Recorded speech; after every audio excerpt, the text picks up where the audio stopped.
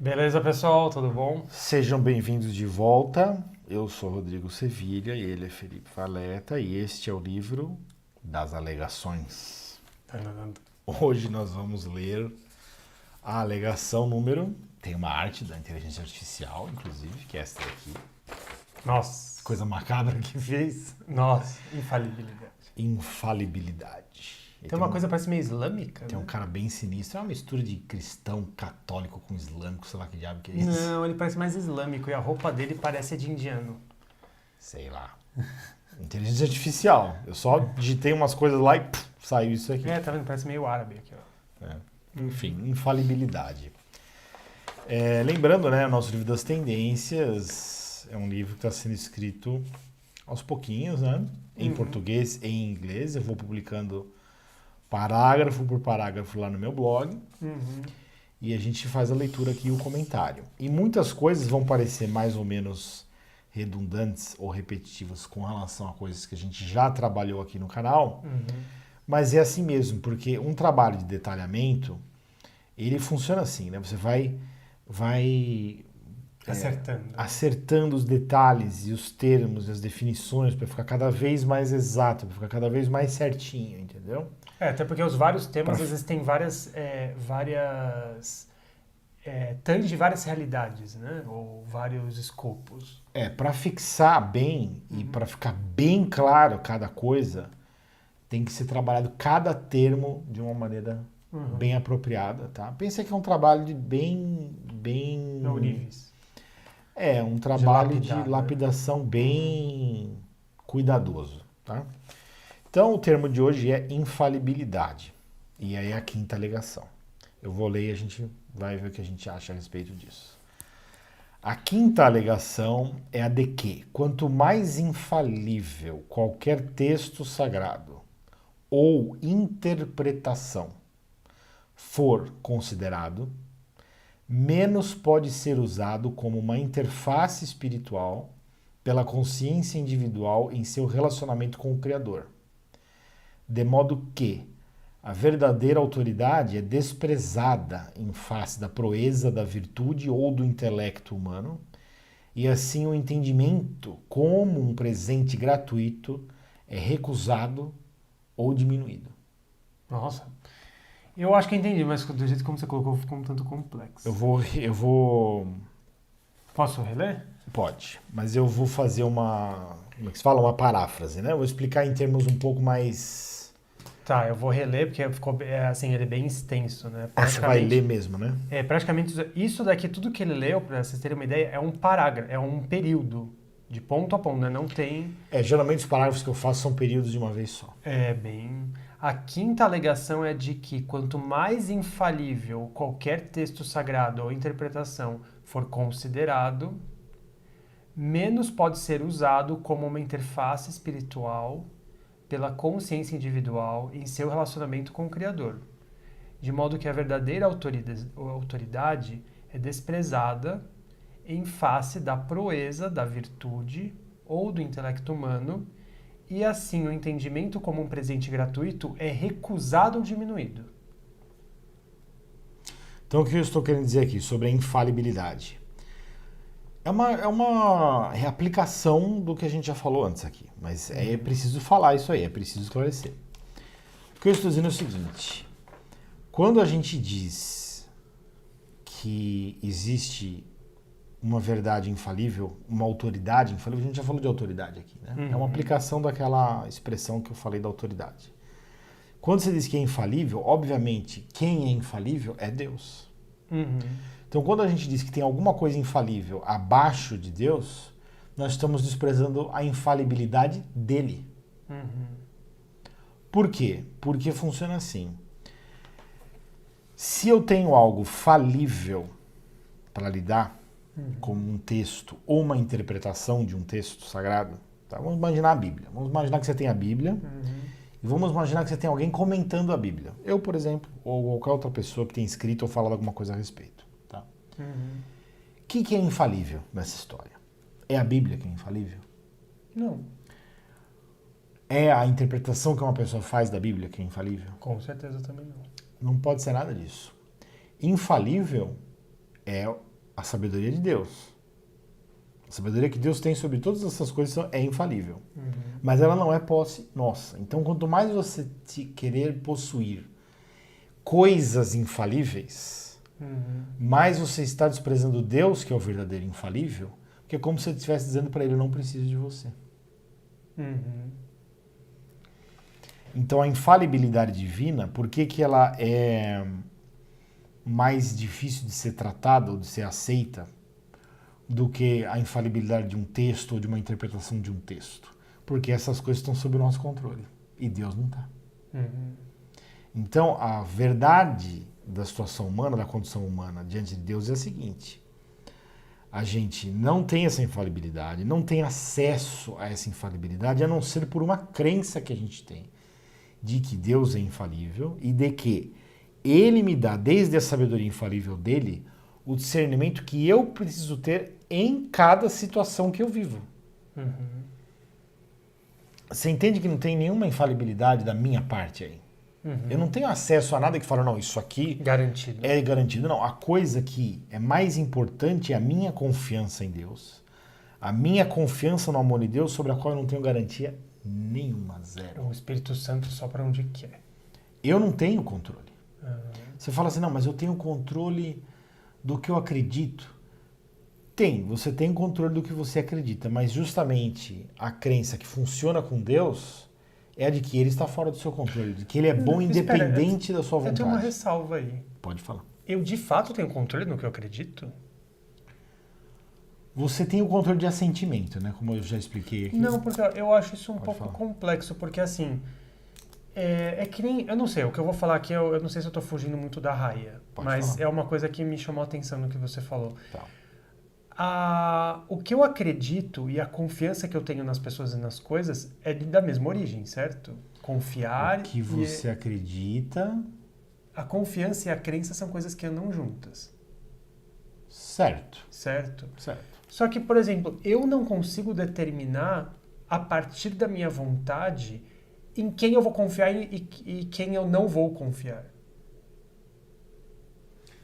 Não, mas aí tem uma diferença, né? Você está dizendo assim, por exemplo, você confia numa pessoa intuitivamente, por exemplo. Não é uma decisão deliberada, é isso que você está querendo dizer? Não, eu quero dizer que assim... Dá um exemplo. Eu quero dizer que, por exemplo, de repente você conhece uma certa pessoa e mesmo que você não tenha tido experiências suficientes para ter um veredito a respeito da questão se você confia ou não naquela pessoa, aquilo simplesmente acontece. Então, por exemplo, tem pessoas às vezes que já pisou na bola algumas vezes e você ainda assim continua confiando naquela pessoa. Sim, nada te obriga a isso. Nada me obriga a isso, mas é uma coisa... Espontânea. A confiança eu não acho que... Então, aí é interessante. A confiança e a crença, para mim, não tem talvez eu não tenho um controle tão decisivo, assim, de fato, no que eu quero acreditar ou em quem eu quero ouvir, naquilo que eu quero confiar. Veja só, é interessante isso daí. Você está falando a diferença entre ter a vida espiritual, que é a crença livre no que você quiser, e ter o discernimento, a consciência da vida espiritual. Sim, dá para você ir amadurecendo isso mais. Mas eu acho que existe uma... É que a liberdade e a consciência são diferentes, não é um processo intelectual. Você entendeu? Então é assim, você toma decisões baseadas em crenças que você decide sem nem perceber que você fez isso. Porque a reflexão, ela é secundária. Certo. É por isso que a gente trabalha aqui. Isso é muito importante, esse ponto que você falou é importante. Por quê? A gente precisa entender o seguinte, que uma coisa é você ter a liberdade de escolher acreditar no que você quiser.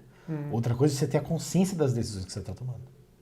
Perfeito. São dois processos diferentes. Tá certo. E o que eu quero fazer é justamente juntar. Tá. Aqui, uma das funções desse projeto é justamente essa. Lembra que eu falei, tem os 3 propósitos, né? Os 3 mandatos. Afirmar que Deus é bom e que a gente precisa do amor dele. Afirmar que nós cremos livremente no que nós quisermos e assumir a responsabilidade pelas crenças. E aceitar a maldição da morte, da doença, enfim, de tudo que tiver que acontecer pelo decreto divino para ficar em paz com Deus, né? O mais rápido possível. E o segundo mandato aí, que é você aceitar que você vive pelas suas crenças e que você tem que ser responsável por elas. Por que é um mandato? Porque isso não é automático. Então, para você, o que você está me dizendo é assim, peraí, a minha experiência de acreditar em alguma coisa ou confiar, ela é espontânea, automática e eu não penso sobre ela. Não. Eu acho que existe, no meu caso, sei lá, eu vou falar um pouco. Eu acho que tem uma mistura. Então, assim, existe, eu acho que uma primeira ação nossa de não ser uma coisa necessariamente premeditada. E o raciocínio aparece como uma ação sobre essa... Posterior. A posteriori. Isso. Só que eu acho que na realidade essas coisas elas têm graus. Então, assim, não que existe só de forma pura, só esse ato intuitivo e nenhuma reflexão. Acho que sempre vai ter algum grau de reflexão. Você não vai conseguir desligar completamente sua consciência, lógico. Mas o que eu quero dizer é que, assim, o que é mais forte, que se coloca de forma mais decisiva e está em primeiro lugar, é essa coisa mais inconsciente. É que esses termos psicológicos são horríveis. Mas a gente está falando da mesma coisa. Porque o que você está falando é o seguinte... É a mesma coisa que nós estamos falando.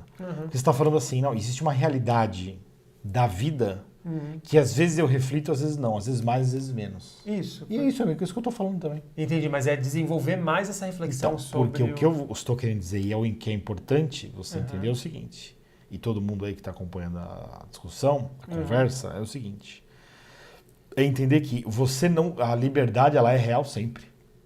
Então, para o que você parece, às vezes, que você não tem liberdade, não é que você não tem liberdade, você não refletiu sobre a liberdade que você tem. Claro. Entendi. Então, você já tomou decisões, é que decisão até é uma palavra ruim. Porque a decisão, quando você fala que alguém decidiu fazer alguma coisa, já está pressuposto uma deliberação, um processo de consciência. Então, o termo não é bem esse. A liberdade é uma ação desimpedida. No desimpedido não é o certo. Indeterminada. Tá? Liberdade é o poder de agir de forma indeterminada. Ou seja, nada te obriga a acreditar numa coisa ou na outra, aceitar uma coisa ou aceitar outra. É uma decisão sua. Só que essa decisão não é uma deliberação consciente em todos os casos. Na maior parte dos casos, na verdade, não é. Perfeito. Às vezes você primeiro intui e toma uma posição, resolve fazer alguma coisa e depois você reflete para entender por que você tomou aquela decisão. Até porque isso já, pra mim, tá acima da maioria. Como assim? Que a pessoa vai lá, age e depois reflete sobre o que agiu. Eu acho que eu não sei, eu acho, às vezes eu tenho a impressão que a grande parte das pessoas vão tendo essas intuições, que todo mundo tem, né? Porque ninguém sabe a realidade, a gente tem alguns sinais e vai agindo de acordo com esses sinais que a gente tem. E vai vivendo. Eu acho que a maior parte das pessoas, assim, tem esses sinais, vai vivendo e vai indo, mas, assim, o que já foi feito também nem considera como um aprendizado para próximas ações. Aí tem um problema da correria, né? A vida corrida, ela é um problema. Porque ela não dá justamente... Você não se dá, né? Porque falar vida corrida é muito fácil também. A gente resolve ter vida corrida porque a gente quer, né? A gente quer ter, por exemplo, coisas materiais que vão custar o nosso comprometimento, geralmente custa, com atividades que nos deixam com menos tempo livre para refletir sobre as coisas, por exemplo. Eu tô indo para esse caminho, inclusive. Não se preocupa que você tá com a maioria. Sozinho você não tá. Não sei se isso é bom, na verdade. Sozinho você não está, eu garanto para você. Então, assim, essa é uma grande dificuldade. Por que é que eu não fiz uma grande carreira, né? Em nada na minha vida? Não é porque eu não possa fazer, né? Não tivesse... É uma questão de falta de capacidade. Não é uma questão nem de capacidade ou nem de falta de interesse de ter os frutos de investir numa carreira para subir na vida, né? É que eu sei que eu não vou ter tempo para fazer o que eu mais gosto, que é entender as coisas, né? Eu gosto mesmo de entender. Eu não gosto de me enfiar numa aventura e só descobrir a moral da história no fim, entendeu? Eu quero a moral da história antes. E, na verdade, isso diz que é sabedoria, né? Porque... O burro não aprende nunca, o inteligente aprende com os próprios erros, e o sábio aprende com os erros dos outros, né? Então, só que para você aprender com os erros dos outros, você tem que se dedicar a aprender com os outros. E quanto mais você faz isso, menos você vai ter a sua experiência de aprendizado com o próprio erro. Então é uma escolha complicada, que tem gente que não é nem capaz de fazer, não tem coragem às vezes de fazer, e é uma série de renúncias, né? É engraçado que para o mundo essas pessoas são tidas como covardes, fracas. Mas eu não tenho problema com covardia até certo ponto. Porque, por exemplo, a Bíblia, né, diz, entre outras coisas, diz o seguinte: fugir do mal, eis a inteligência. Então, fugir pode ser um ato inteligente, um ato sábio. Inclusive... Embora as pessoas que são corajosas, entre aspas, elas vão achar que é um sinal de fraqueza. Até tem acho que o Felipe Neri, né, tido como santo pela Igreja Católica, blá, blá. Eu acho que era dele, na época que eu era católico, eu acho que tinha dele, né, porque era homônimo, então às vezes a gente até lembra um pouquinho mais das coisas. E ele falava que é um ato de bravura a pessoa que consegue fugir do pecado, né? Então, é engraçado que ele estava colocando um sentido, às vezes, que para o mundo é visto como vulgar, fraco, né, de fraqueza, né? Falta de brio, enfim, e ele estava colocando, não, como aquilo tem valor, né? Não, então, esse é o contrário, até do ponto de vista tático, né? Militar, bélico, como você queira chamar. Vamos falar de simbolismo, né, brevemente aqui. O simbolismo, por exemplo, na astrologia de Marte. Né? Sim. O que é a energia marcial? Né? A energia militar marcial, representada no simbolismo astrológico, né? Pelo planeta Marte. Só para dar um exemplo, tá? Não estou falando que a astrologia é uma coisa boa, que tem que praticar nada disso.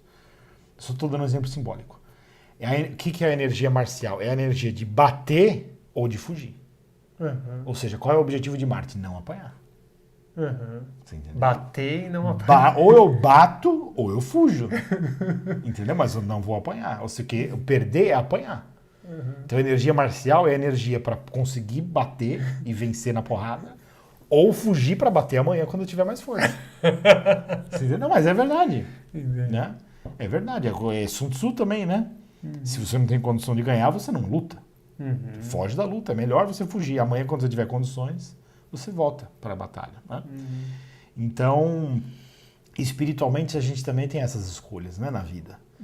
As pessoas... Eu sempre me espanto, desde que eu sou criança, a facilidade com que as pessoas pulam dentro de um desafio.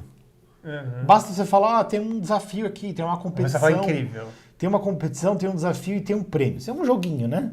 Tá aqui, as regras, se você fizer isso, você vai chegar aqui no fim, como se fosse um videogame, e tem o resultado final. E as pessoas vão naquilo, eu não entendo a facilidade com que as pessoas pulam nisso. Eu falo, peraí, eu não sei nem se eu quero essa coisa que eles estão dando aí no fim. Eles pararam para pensar o que está sendo oferecido, se vale mesmo a pena? E outra, esse negócio que vai ter que ser feito para chegar lá, vale a pena isso aí também? As pessoas pararam para pensar, óbvio que não. Mas dá para entender que o ser humano foi criado em cativeiro.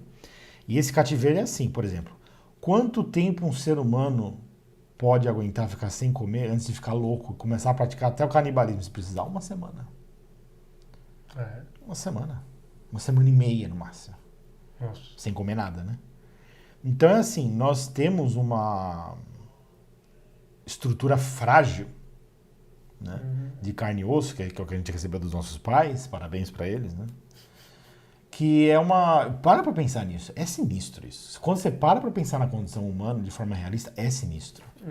Você bota uma pessoa no mundo que precisa ser alimentada Todo constantemente, dia. Senão ela pode entrar em colapso em questão de dias.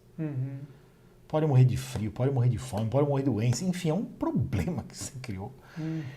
E pior, né? Não é que você tem os meios você fala assim, não, mas eu tenho o poder para garantir. Não, você não tem poder para garantir porra nenhuma, nem para si mesmo, quanto mais para um outro. Não, e assim, insana. A gente tá falando ainda no sentido material da coisa, né? Que assim, os pais colocaram os filhos aqui, e ainda que eles sejam riquíssimos, multibilionários, e os filhos não precisem trabalhar para sobreviver, isso ainda não é uma garantia, né? Porque a pessoa poderia ter um reverso na riqueza dela, né? De repente ter alguma má sorte, sei lá, cada um acredita no que quer, eu não acredito muito em sorte. E a pessoa, também quem diz que ela vai garantir a felicidade dessa alma? Porque assim, ela pode estar totalmente cheia de bens, riquíssima, mas quem garante que ela não vai estar depressiva? Não vai estar com esquizofrenia, né? Vai ter um problema. É um poder muito desproporcional. É muito doido, né? A situação humana é muito doida. Você para pensar mesmo, é muito louca. Né? É que a gente não... Quer dizer, a maioria das pessoas, né? Não costuma se atentar a isso porque realmente não para pensar. É só por essa razão. Você sempre tem alguma coisa para fazer. Você tem que tomar banho, comer, dormir, não sei o quê, ir trabalhar. Não, se for pensar, no dia, a maior parte do tempo a gente tá gastando só para a sobrevivência desse corpo. Porque assim, se você for pegar a média do povo no mundo, a pessoa tem que trabalhar para sobreviver. Então, assim, uma boa parte daquele salário que a pessoa está usando é para sobreviver. Então, é para comida e aluguel, vamos supor, tá? A maior parte do povo, a média do povo no mundo, no mínimo, eu não sei como fazer esse cálculo, mas acho que dá para ter uma ideia, deve ser por aí. No mínimo, a pessoa está trabalhando para pagar as contas e talvez sobra alguma coisinha para ir no cinema, comer fora de Comer um vez em chocolate. quando, comer um chocolate e tal. Mas o resto, os 80% ali, quando não for 90%, é só para sobreviver. Então, das 8 horas de trabalho, né, que ela está fazendo, ou 7, que seja, 6, é para manutenção disso. Depois tem mais as 8 horas ou 6 que ela dorme. E depois ainda tem as horas que ela tem que comer ou descansar. Então, assim, o que que ela tá, assim, de fato, né? Quantas horas tá sobrando ali que ela não precisa pensar ou tá envolvida com algo ligado à sobrevivência dela? É que é assim, né? É uma coisa complexa, né? Que é uma mistura, Tem né? muitos elementos nessa mistura e as pessoas elas conseguem encontrar um ponto de equilíbrio porque o ser humano é muito adaptável, né? Então ele consegue achar um jeito de valer a pena esse esquema, né? A questão não é nem essa, a questão é você... Tudo bem, você já nasceu, você vai ter que arrumar um jeito, né? Se você já nasceu nesse mundo aqui, você vai ter que se virar mesmo, né? Como todo mundo faz. E a minha escolha, que é o que eu estou falando aqui, que é sempre possível, voltando à questão que o Felipe falou, né? A questão da liberdade. A liberdade é uma realidade permanente do ser humano. Tá? Então você está o tempo todo agindo com base na sua liberdade. A liberdade vai na frente, a consciência vai atrás, tentando entender o que a liberdade está fazendo, entendeu? Então é assim, você tem muito mais liberdade de crer no que você quiser e agir com base nessas crenças do que consciência do que você está fazendo. Então é uma luta do intelecto para chegar na vontade. O pessoal fala que o intelecto tem prioridade, não tem, né? Quem manda mesmo é a vontade. O intelecto tenta chegar no ponto em que a vontade está transparente. Né? E acho que nunca vai estar enquanto a gente estiver aqui, na verdade. Mas como que você luta? É uma luta, né? Então você pode fingir que essa não é a luta, presumindo que a vontade já está guiada por um esclarecimento. É aí que você acha que você sabe as coisas que você, na verdade, acredita. Esse é o maior problema nosso. Principalmente nas questões ligadas à vida espiritual mesmo, né? Que é o nosso relacionamento com Deus e o sentido da vida, né? Não funciona assim. Tanto é que não funciona que as pessoas não aguentam esse assunto. Elas partem para 1000 assuntos diferentes. O que deu no último jogo de futebol, entendeu? Quem vai ganhar a próxima eleição? Quem saiu do Big Brother? Quem vai ganhar a próxima eleição? Quem tá no Big Brother? Qual foi a última artista lá, a celebridade que foi comida? Quem comeu, quem não comeu? Ficou grávida, não ficou? Esse tipo de assunto, entendeu? E aí o tempo é disperso com essas coisas, enquanto os temas fundamentais têm que ser completamente negados. Por exemplo, vai falar sobre a questão da morte, Morrer. o Joãozinho na esquina. Ih, meu Deus, as pessoas vão falar, meu Deus, essa pessoa é louca. Mas dá pra entender, porque o cara vai falar assim, pô, também você quer que eu fale o quê? Morrer, nós vamos morrer e acabou. Quer dizer, pro ser humano, esses assuntos que são tabu, por que eles não podem ser falados? Porque eles exigem que a pessoa assuma que ela não tem o poder sobre aquilo. Esse é que é o ponto. Então, nós gostamos de ter poder, né? Óbvio, todo mundo. Então, quando você vai falar de um assunto em que você tem que se relacionar com Deus para tratar daquilo, se a pessoa não tiver essa deliberação no coração dela, essa vontade de ter um tratamento com Deus, ela não vai conseguir tratar daquilo. Então é isso que acontece com esses temas tipo morte, vida eterna, o sentido da vida e tal. Se a pessoa não tem a vontade de se relacionar com Deus, ela não vai conseguir lidar muito bem com essas coisas. Porque ela não tem instrumento para isso, né? Porque ela não tem poder. Então, assim, recapitulando só o que o Felipe falou, porque a gente fez uma digressão, mas ela é importante porque faz muito... Me desculpe, é que eu não posso tomar café nessa hora, senão eu não vou dormir. Porque nós estamos, na verdade, gravando um dia antes de vocês assistirem isso. É o nosso segredo. Você está gravando à noite. É o nosso segredo, só você não contar para ninguém. Então é o seguinte, é importante isso que o Felipe está falando. É super importante você entender que a vontade está na frente e o intelecto está atrás. Certo? Então, o ser humano é um animal racional, que é o que Aristóteles definiu. Se racional quer dizer capaz de usar a racionalidade, eu aceito. É uma potência, não é uma atualidade. O que é atual é a liberdade. Sempre. Então a atualidade do ser humano é a liberdade de crer no que quiser. Agora, isso vai na frente, e atrás vai o entendimento. A consciência tentando chegar. Então, quer dizer, uma definição talvez mais precisa até do que essa aristotélica seria: o ser humano é um bicho livre. É um animal Livre. livre. Provavelmente sim. Agora, qual que é o problema dessa definição? O que causa dificuldade com as pessoas e que elas, né, têm problema com isso aí? É justamente porque se você não tem clareza de consciência sobre isso, parece que não existe essa liberdade. Parece que você foi obrigado a alguma coisa. Você entende? Que a circunstância te levou àquilo, que foi espontâneo, circunstancial, automático. Parecia que não foi você que tomou alguma decisão, mas foi. Não é decisão é a palavra errada, tem que evitar usar essa palavra para falar disso. Consentimento. Decidiu, mas no sentido de adesão, exatamente. Consentimento e adesão é melhor porque vai no sentido do discernimento espiritual, que é o objetivo aqui. Né? Então, quem quiser saber mais detalhes, vai nesse livro aqui, Morador Feliz, escrito no ano passado, 2022. No capítulo 12 eu falo do dom do discernimento. É o mais difícil de entender, o dom do discernimento, sem dúvida. Né? Porque ele vai justamente contra o psiquismo. O que é o psiquismo? É essa história de você achar que você foi obrigado a concordar ou acreditar em XYZ, quando na verdade não foi. É que você mesmo, uma das primeiras decisões que você pode tomar é de não pensar a respeito de um assunto. Né? É que nem o pessoal que às vezes vai seguindo a manada e fala: não, as pessoas fazem, eu também vou fazer, né? Tipo, não tem... Não, esse é o A problema. pessoa não quer usar a liberdade que ela tem. Então, esse é o problema. Entre as coisas que a gente é livre para fazer, a gente tem também a liberdade de não pensar a respeito da nossa liberdade. Mas isso é uma escolha. É uma escolha. Mas, exatamente, é uma escolha que você é responsável. O não agir também é uma... Você decidir não tomar consciência da sua própria liberdade é uma decisão responsável, que deveria ter responsabilidade, enfim. Esse tema é importante, é difícil, não é fácil de definir, a gente não vai resolver aqui agora, de uma vez por todas, de uma forma perfeita. Já escrevi a respeito bastante, vão ter várias alegações a respeito disso também, mas é interessante você entender que você não tem o poder de moldar o sentido da realidade ao seu redor, as circunstâncias pelas quais você vive, não. Você tem que aceitar realmente um monte de coisa que vem pronto. Mas o sentido que essas circunstâncias têm para você é você que vai determinar conforme você quer. E os espíritos vão tentar te influenciar, os bons e os ruins, e você vai aceitar, concordar com o que você quiser. Né? Então, assim, para voltar ao tema e encerrar, o que é o problema aqui da infalibilidade? O problema é que as pessoas querem atribuir infalibilidade a coisas que não podem ser infalíveis porque não são a vontade de Deus. Não são a sabedoria de Deus. São, na melhor hipótese, reflexos bem inspirados da sabedoria divina.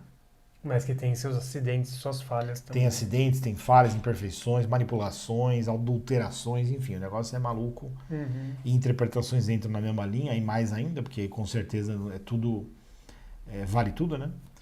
Então, o ponto aqui, o principal é o seguinte: como que você respeita a infalibilidade de Deus? Entendendo que Ele te dá um entendimento como Ele quiser. E quando Ele quiser também. Então, Ele é infalível. Ele pode te dar um entendimento infalível? Pode, do jeito que Ele quiser mandar. Do jeito que Ele quiser mandar, na hora que Ele quiser mandar, sobre o que Ele quiser mandar. Então, nós estamos muito menos sob controle das nossas vidas do que a gente acha. Mas você veja que interessante, alguma liberdade a gente fundamentalmente tem, porque a sua liberdade de aceitar que o entendimento é um dom divino ou recusar isso. E achar que o entendimento é uma potência humana. Entendeu? Ou seja, nós temos o poder de possuir coisas que são infalíveis, tipo livros, a interpretação que o fulano de tal me falou, aquilo ali é infalível. Entendeu? A gente tem o poder de acreditar nisso se a gente quiser. E aí a gente está atraindo o verdadeiro infalível que é Deus. Então Deus é infalível, mas Ele não é dominável. É isso que causa desconforto. Só uma dúvida, assim, sem querer, é até uma pena eu talvez fazer essa digressão, tá? Porque você perde um pouco o valor disso que o Rodrigo está trazendo, mas é uma curiosidade que eu tenho. Essa questão da supremacia da vontade sobre o intelecto, sobre o conhecimento, isso na história da filosofia, até onde você sabe, veio com o Duns Scott ou já é de antes dele? Não, já vinha de antes. Ah, tá. É que isso vai fazer parte de uma alegação específica sobre a história da filosofia, em que eu vou falar do que veio de Sócrates, né? Uhum. Porque lá no período grego você tinha Pitágoras e Sócrates, vamos dizer assim, dois grandes nomes. Tinham outros nomes também, obviamente, né? Mas os dois nomes que culminaram ali na história da filosofia, o eixo principal, foram esses dois. Só que o Pitágoras, ele tinha uma prioridade gnóstica, né? Que era o domínio de um conhecimento, de um poder sobre a realidade. Uhum. Então, quando ele fala que tudo são números, o que ele está querendo dizer? Tudo é Que quantificável. tudo é quantificável, não quantificável no sentido da ciência moderna, não é isso, é mais profundo do que isso. Tudo é mensurável. Não. Eu acho que não. Não há, o número para o Pitágoras não é só quantidade, isso é a matemática moderna. A Tem uma matemática, alquimia. não, Não. simbolismo natural, entendeu? Simbolismo natural, mas até arquétipo, Tá, entendi melhor. entendeu? Entendi. Isso aí quem estudou foi o Mário Ferreira dos Santos naquele Pitágoras e o tema do número. Ah, lembro. Os números são arquétipos de realidades, entendeu? Então, a unidade, por exemplo, simboliza o ser, porque tudo que existe como individualidade. Uhum. O 2 simboliza o conhecimento, porque tudo que você conhece, você opõe. Tem o que você conhece e o que você não conhece, e você compara o que você. Para você conhecer uma coisa, você compara ela com outras coisas que você conhece. Tá. Então, por isso que eu conheci. Paralelismo. A dialética. A dialética, exatamente. Uhum.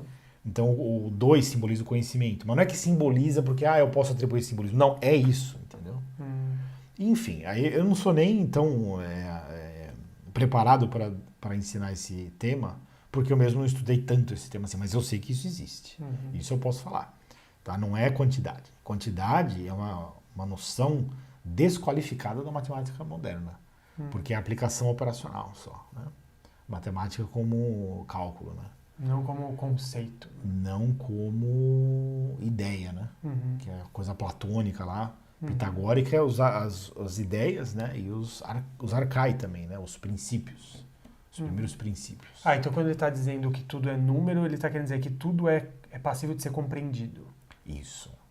É nesse sentido último. É que nesse quer dizer. sentido que o Pitágoras, ele é de uma tradição. Da forma como a gente conhece os números, nós podemos conhecer tudo como nós conhecemos os números e suas relações. Tudo é cognoscível. Uhum. Tudo tem uma Dá pra racionalizar. cognoscibilidade, tudo tem uma inteligibilidade. É isso que ele quer dizer, exatamente. É nesse sentido. A expressão do Pitágoras que ele supostamente aprendeu no Egito. Então já veio uma tradição é a tradição gnóstica. A tradição gnóstica que, na minha opinião, veio do capeta. Porque o diabo, quando ele ofereceu o fruto lá da árvore do conhecimento, esse conhecimento é justamente a gnose. Ou seja, você vai se libertar de Deus para não depender mais do amor dele, porque você vai ter poder sobre a realidade. E o poder que o diabo oferece sobre a realidade, em primeiro lugar, é o conhecimento. Porque é o que ele tem, na verdade, né? O que o diabo tem? O que ele pode fazer na realidade? Nada. O diabo depende, para mexer na dimensão material, que o ser humano opera, ele precisa do próprio ser humano. Ele precisa convencer o ser humano a fazer as coisas. Desde o início, é assim. É até humilhante se você pensar bem. Mas é assim que funciona. Agora, o que o diabo tem? Os anjos caídos, né? Enfim, os avari, o termo que você quiser usar. Eles têm conhecimento. Eles têm um conhecimento da realidade que Deus permite que eles tenham, porque o ser humano tem que tomar uma decisão.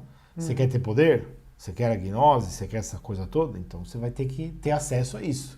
Você pode chegar ao ponto de inventar aviões, bomba atômica, viagem espacial, foguete, o caramba. Né? Isso aí acontece mesmo, gente. Tá? Você pode estudar na história da ciência, assim como na história da arte também tem. Na arte, nossa, tem umas coisas Na muito arte bizarras. tem muito músico, Nossa, artista. a área da música é bem impressionante. Muito artista. Hoje mesmo eu tava vendo Mas artista plástico também, sabia? Tem. Você pega aquelas escolas modernistas, nossa, tem Os umas cara- coisas muito estranhas. Muito músico famoso, que ficou famoso, ou fez pacto mesmo com o diabo, tem uns que até assumem que fazem, eles não estão nem aí, porque roqueiro todo mundo já botou na conta do capeta, né? Então, o cara fala que fez um acordo mesmo com o capeta, foi quase surpresa nenhuma. Tem até um cara do jazz, eu não lembro o nome dele agora, que ele não tocava nada. De repente, estava tocando extraordinariamente bem, e daí um cara sugeriu, acho que a história, eu não lembro os detalhes da biografia, mas eu lembro que lá na livraria a gente vende esse livro. E daí alguém, ou uma parte lá do pessoal no pub, foi lá e sugeriu, falou, nossa, esse cara deve ter feito um pacto, porque agora tá tocando muito bem, e diziam ainda que ele tocava de um jeito estranho, né? Assim. e de repente o cara morre. E daí ele falou, eu fiz mesmo e tal. E daí aí até hoje o pessoal se questiona se ele estava sendo Irônico ou era... Ele tava Não, fazendo mas tem uns macena. caras que falam mesmo, tem uns que falam e é na lata e acabou. Não tem, pra mim não tem problema, entendeu? Isso é problema pra quem, ai, eu não sei o que lidar com isso porque é estranho. Ah, então tá bom, eu não tenho tempo pra perder com isso. Entendeu? Então, Assim, pra mim é natural que o ser humano pode fazer essas coisas se ele quiser. Não deveria, mas ele faz quando ele quiser. E outra coisa também que os artistas fazem é tomar droga para ter ideias, né? Para ter ideia, engenheiros podem tomar droga para ter ideias de engenharia, de criação de tecnologias novas, assim como artistas, músicos, por exemplo, podem tomar droga também para ter inspiração para fazer uma nova música que não só vai ser muito bem feita, bem... só um lembrete, tá? Aqui não é uma apologia às drogas. Não, Ok? lógico que não. Que às vezes tem gente que é muito doida. Não, burra. Ah, né? nossa, vamos pegar aqui um fragmento do vídeo, olha a apologia à Não, droga. doida não, é burra, né? A pessoa Então. não tá entendendo que eu tô falando contra isso. Eu tô falando, não tome drogas, porque senão você vai se ferrar. Então, tem músico que toma lá a droga, conversa lá com o ET de Varginha, que aparece pra ele, e aí o ETzão ensina lá uma música que não só é muito bem feita, Faz sucesso. como vai ter sucesso, vai gerar dinheiro, fama e tal. É uma desgraça na vida da pessoa. A pessoa só é desgraça só depois disso. Não tem ganho nenhum, na verdade. É só uma ilusão, né? É um poderzinho que dura pouco e custa muito caro. A pessoa não é livre. Enfim, é um inferno. Imagina uma vida de inferno, né? Mas a gente tá falando disso tudo por quê mesmo? Porque a gente tá falando do intelecto, da filosofia. Vamos voltar pro Pitágoras. Olha só como a gente é bom de falar aqui e ir embora, né? Vamos acabar com esse vídeo, pelo amor de Deus. Mas eu preciso agora terminar. Eu posso te falar de onde a gente estava. Você estava falando da questão do Pitágoras, você ia contrapor Pitágoras Vamos e fechar Sócrates. isso aí e depois fechar o tema aqui. Porque eu estava te perguntando a questão se foi em Duns Scott que veio a Não. questão Isso é muito velho, porque da vontade sobre o intelecto. essa é uma disputa muito velha na filosofia. A parte da filosofia, da história da filosofia, que mais ganhou foi a parte gnóstica. Porque o diabo é o chefe da coisa toda. Então, qual você acha que vai ser a filosofia mais popular? É que tem mais a ver com o espírito desse mundo, óbvio. A gnóstica. E a de Sócrates já não tem Então, a ver com Sócrates faz uma coisa diferente. Isso é muito engraçado. O caso de Sócrates é muito curioso. É muito diferente. Porque ele não vai ele não prioriza o lado gnóstico, ele prioriza o lado moral. Da responsabilidade. Tanto que, para ele, o fato de você ser humilde e você assumir que você não tem a sabedoria é o ponto central da filosofia socrática. E aí os discípulos dele, Platão principalmente, né? Que é o mais famosão e tal, vão fazer assim, não, então beleza, eu vou usar aqui a humildade socrática, né? O método socrático para assumir que eu não tenho a verdade, então isso é a doxa, né? Isso é a opinião. Então é bom eu assumir que eu tenho só opiniões e não tenho a verdade, porque eu posso pesquisar a verdade e ter certezas quando eu estiver no caminho da pesquisa científica, filosófica, enfim, né? E Platão faz muito isso daí com muito sucesso e Aristóteles também muito sucesso depois nessas investigações e tal. Eu não acho que teve questão de má fé, nada disso. O problema é que eles não perceberam que o que mais precisava ser desenvolvido era o lado moral, não o lado gnóstico, o lado intelectual. Era o lado moral. O lado moral não foi meio que abandonado, entendeu? Foi meio que deixado de lado. Na verdade, assim, não é sacanagem falar isso, eu estaria reduzindo... Tá forçando, é meio caricato. Eu estaria forçando um tanto. Não é que o lado moral, ele não foi abandonado. É, porque tem o Ética, Nicômaco... Tem, o Platão também, fala um monte de coisa. Não é que foi abandonado, como é que eu vou dizer? Ele não foi priorizado. Certo. Entendeu? Tá lá, mas não é exatamente a prioridade. Tá meio bagunçado, meio confuso. Tem alguns discípulos de Sócrates que vão para a linha dos céticos e dos cínicos que parecem que priorizaram mais o lado moral. Mas eles já não tiveram tanto sucesso no lado intelectual da coisa. Entendeu? Então, eles eram desmoralizados, são desmoralizados na história da filosofia até hoje, né? Mas é uma linha que você pode... Mas eles também não eram... Desculpa, assim, me meter, porque eu também não estudei muito de filosofia clássica, assim, ou filosofia antiga e filosofia no geral, né? Mas o problema também dos céticos e dos cínicos não tem também... o pouco que eu vi, tá? Também eles estavam muito presos à questão da retórica. Não, a questão é o seguinte... Tipo, uma questão assim mais de sofisma então, mesmo? a questão é o seguinte, o Sócrates, ele tem todas essas coisas embutidas dentro dele, né? Porque, e aliás até se diz, né, que Sócrates, na verdade, não tinha a maiêutica do jeito que Platão fala. Aí já Platão platonizou Sócrates. Ah, eu sei dessas. Tem essa teoria aí, de que o Platão... Até onde vai o Sócrates, né? Exatamente. Alguns discípulos, que é o pessoal da linha mais cética cínica, falam, não, Sócrates não... o Platão inventou umas coisas aí. E grudou para fazer a teoria dele lá, beleza. Mas o que Sócrates realmente ensinou é que você não sabe de porra nenhuma. E que isso é que importa. Porque se você fizer isso, você vai ser uma pessoa honesta, mais verdadeira, e é isso que é o valor humano, né? Então, a questão da retórica é importante para o ser humano entender que ele, quando discursa, ele está produzindo uma imagem da verdade da qual ele não tem domínio. E isso pareceu para alguns filósofos mais gnoseológicos o seguinte, então vamos esquecer a retórica, a beleza do discurso e procurar o discurso exato que vai na linha pitagórica, das demonstrações, da geometria, blá blá blá. Isso é o ideal de ciência, o ideal de verdade, o ideal de filosofia nesse sentido gnóstico. Mas, e a parte moral? E aí os filósofos eles se confundem, eles não percebem que a partir de certo ponto eles começaram a produzir uma filosofia que é apenas uma retórica mais sofisticada. Então, é isso que eu Porque percebi, continua sendo a imagem da verdade que o ser humano não domina. É isso que eu falo aqui, da infalibilidade. Você não está dominando nada, filósofo. E essa é uma decisão complicada que eu tive que tomar.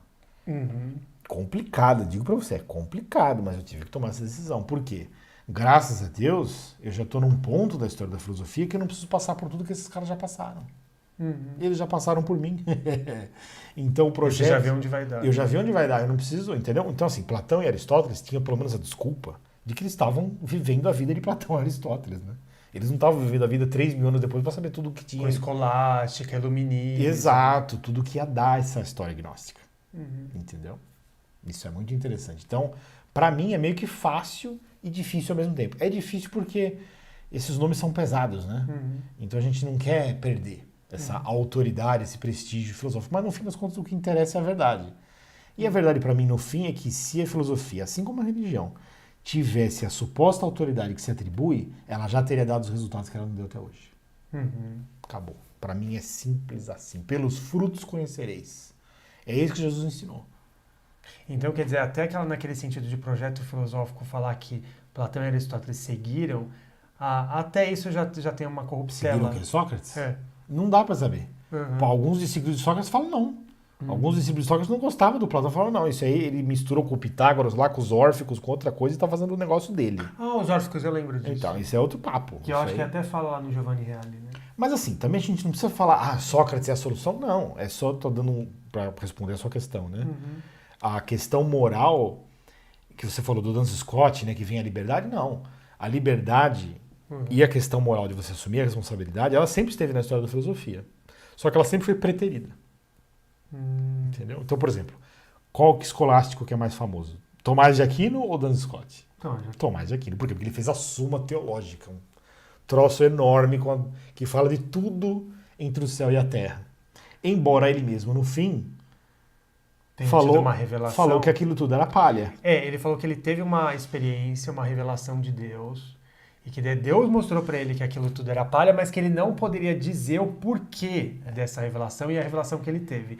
Daí ele pediu lá para um dos pupilos dele queimar tudo aquilo, que ele provavelmente já, não sei se era mais idoso. Isso já é contraditório, sim, isso já é contestado. Tá. Que ele disse que era palha, isso ele disse mesmo. Agora, que podia queimar já é contestado. Tá. A igreja contesta porque é óbvio, né? Se falar que o homem falou isso, e aí como é que fica? Então, assim, mas sempre tem isso na história da filosofia, entendeu? O pessoal que priorizou a liberdade sempre foi perseguido pelo pessoal que prioriza o poder, né? O intelecto e tal. E quem diz que tem a razão, tem poder. Porque faz o povo acreditar. Por exemplo, você acha que o povo tem condição de conferir as verdades da religião, da filosofia? Não tem condição nenhuma. Mas se alguém fala, não, deixa comigo que eu sei o que eu estou fazendo, as pessoas tendem a seguir esse idiota. Porque nós precisamos de ordem nesse mundo, né?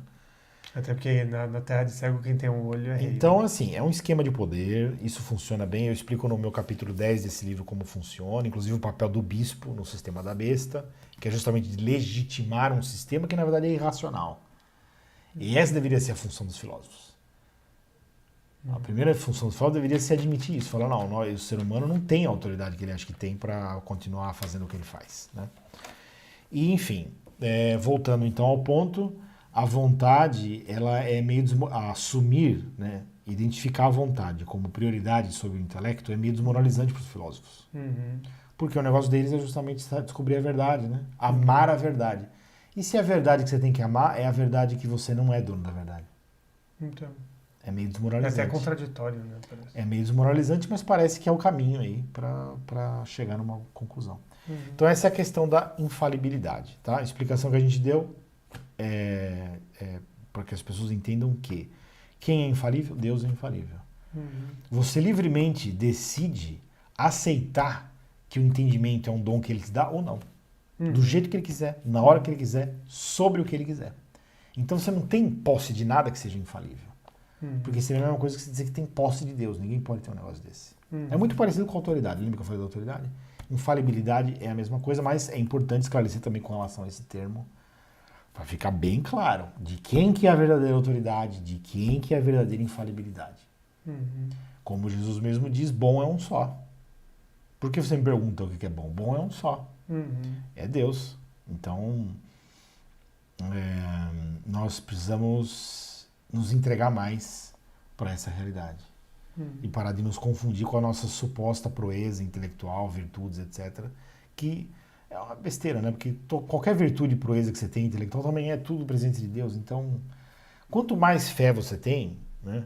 E vive na presença de Deus, mais essas coisas ficam fáceis de você discernir, porque você não está brigando para ter mérito, entendeu? Para ter razão e para nada. Para ser alguém. Para ser alguém na vida. Não, eu preciso ser amado por Deus, é tão simples. Né? É só isso que eu preciso, não preciso de mais nada. Então por que eu vou ficar falando, não, porque eu tenho um negócio aqui que é infalível? Eu não tenho nada. Eu tenho que Deus me ama. Você quer alguma coisa melhor do que isso? Isso basta. Marta, Que mais? Marta, tu te inquietas com tantas coisas quando uma só seria. Que mais você quer? Deus já me ama. Putz, o que mais que eu preciso? Eu preciso ter acesso a uma coisa que é infalível? Não, precisa de um documento carimbado. Registrado em cartório. Eu vou pedir para Deus Isso, assinar em cartório. Que Deus tem que marcar ali que você vai pro paraíso, que isso já tá garantido e você pode fazer o que você quiser. Que já... Eu preciso que Deus reconheça em firma, no cartório, que ele se responsabiliza pela minha salvação, porque eu rezei 10 Pai Nosso e 20 Ave Maria.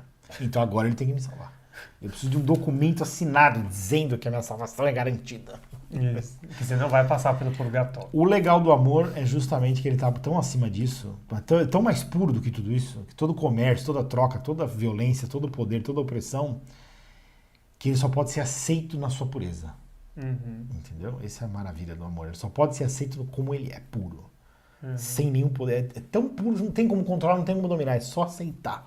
E é engraçado que eu acho que é justamente essa vontade de querer controlar e dominar que ele escapa pelas mãos, entendeu? É lógico.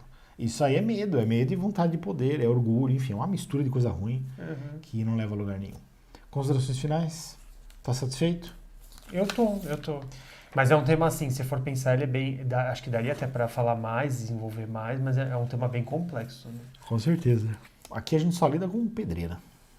Esse tema agradeço a todos que tenham assistido. Amanhã, que é dia... amanhã já acaba o mês já? Amanhã já acaba o mês para quem tá assistindo o vídeo, né? Isso. Porque para nós ainda é 28, mas para eles já é 29. Agora temos que tomar esse cuidado. Então, hoje... é dia 29, na verdade não é pra mim, mas vou fingir que é. Na realidade, na perspectiva de vocês, vai ser dia 29. Eu estou conversando com o futuro, olha que legal. Não, e o mais louco, tem gente que vai ver esse vídeo muito depois, que talvez não tenha nem mais, não seja nem 2023, ó, eu tô falando besteira. Amanhã, vamos fingir que amanhã é dia 30 de setembro, sábado. Putz, já tem um problema aqui. Eu acabei de descobrir que eu vou ter que viajar sábado. Eu nem te falei. Ah, é? É. Nossa, hoje foi um dia Caxias de surpresa. Não, mas eu consigo assumir um compromisso aqui, de que a gente, à noite, faz isso aqui. Tá bom. No dia 30... Tá bom, se eu estiver vivo... Não, peraí, deixa eu pensar. Não, mas como eu sou burro mesmo, a gente não faz um dia antes, então dia 30 a gente vai fazer amanhã. Então tá tudo certo, tá? Finge que você não ouviu nada. Que loucura. Ignora o último... Reseta. Ignora a loucura do último minuto aí, tá? Amanhã vai ter um vídeo sobre a próxima alegação, que é a número 6, sobre a palavra de Deus. De novo, nós vamos... Aqui o negócio é bem feitinho, tá? Inclusive, eu estava até dando uma olhada lá nos vídeos do canal. Um dos vídeos, acho que foi mais visualizado, É que eu falo sobre a Sagrada Escritura. Ou a Bíblia. Escritura? Escritura. Não, mas aquilo lá aquilo lá é outra coisa. Uhum. Aquilo lá é alguém que fez alguma coisa. Entendi. Com certeza. Aquilo lá é alguém que, por bem ou por mal, pegou o vídeo e distribuiu. Pulverizou.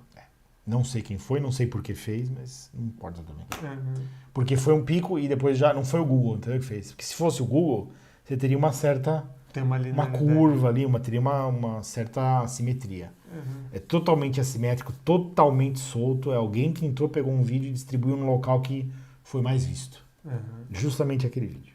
Entendi. Quem foi? Tadã, mistério. Mas eu já tenho uma ideia até de quem foi. Uhum.